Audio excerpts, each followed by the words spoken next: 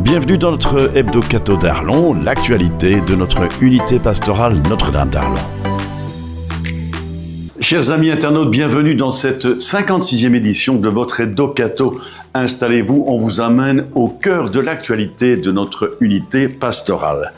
Commençons par un petit regard dans le rétroviseur. Le dimanche 7 septembre, nous avons conclu en beauté la 372e édition de l'Octave à Notre-Dame d'Arlon. Après un temps d'adoration au sommet de la Knipchen, une belle célébration a été présidée par le doyen Pascal Roger. Puis en procession, nous sommes allés nous recueillir au pied de l'ancestral tour de Saint-Martin avec la statue de la Vierge portée par 4 jeunes. Tout s'est terminé par la bénédiction annuelle de la ville d'Arlon, un moment important que vous pouvez revivre en intégralité sur nos réseaux sociaux et sur le site internet de l'unité pastorale. L'homélie du doyen est aussi disponible en ligne à écouter ou à réécouter sans modération. Je vous en propose déjà un rapide extrait. Or, ma conviction à moi, personnellement, c'est qu'il n'y a pas de preuve de l'existence de Dieu. Mais il y a des signes. Et parmi ces signes, un qui me semble flagrant est sans nul doute l'événement de la Pentecôte. Lundi dernier, l'équipe pastorale s'est retrouvée pour lancer cette nouvelle saison et accueillir un nouveau membre, le père Evans. Un temps riche de préparation, notamment en vue du prochain conseil pastoral. Autre belle nouvelle, la préparation des catéchumènes avance. 12 paroissiens se sont engagés à prier pour les futurs baptisés de Pâques. Lors de la messe de dimanche, chacun a reçu une carte avec la photo et la prière de son filleul. Un bel élan de fraternité et de foi qui porte déjà beaucoup de fruits.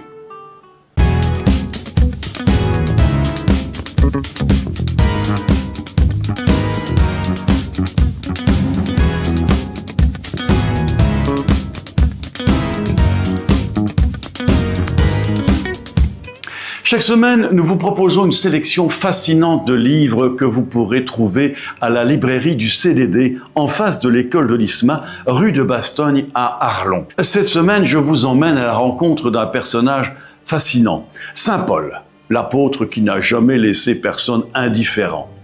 Dans son livre « Paul de Tarse, l'enfant terrible du christianisme », l'historien Daniel Marguera retrace la vie passionnée et la pensée fulgurante de celui qui fut tour à tour admiré, critiqué, contesté, puis redécouvert.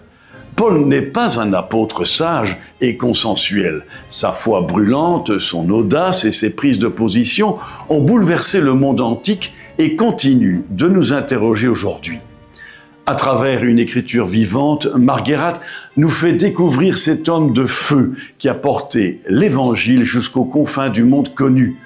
Un livre à mettre entre toutes les mains de ceux qui veulent comprendre pourquoi, encore aujourd'hui, Paul reste l'enfant terrible du christianisme.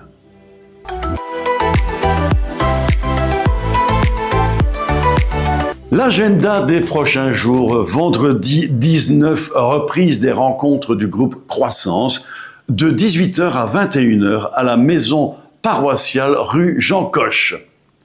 Lundi 22 à 16h30, réunion de l'équipe pastorale au presbytère Saint-Martin.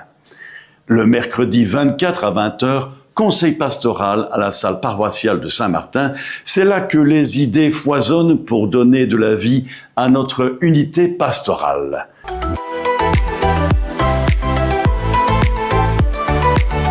Samedi 27, journée des acolytes à Beaurain, un joli moment pour animer celles et ceux qui servent l'autel avec fidélité et dévotion dans le beau cadre marial de Beaurain.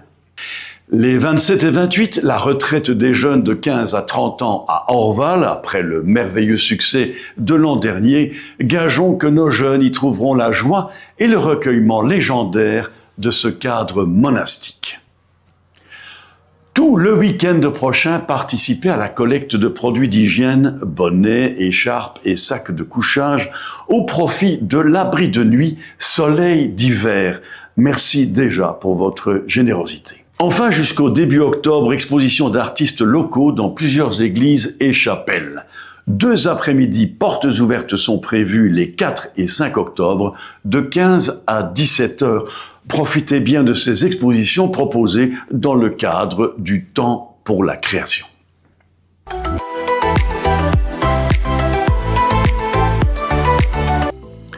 Enfin, vous êtes nombreux à vous interroger sur le sens du travail.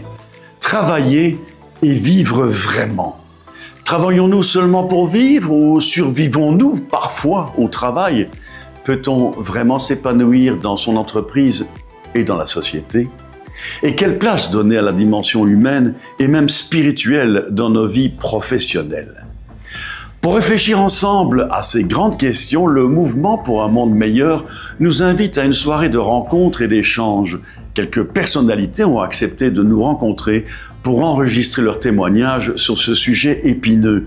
Sybille Mertens, professeur d'économie sociale à l'Université de Liège, Gaël Giraud, économiste jésuite et théologien, Philippe Defeit, économiste et écologiste, et enfin Luc Noël, journaliste RTB en retraite.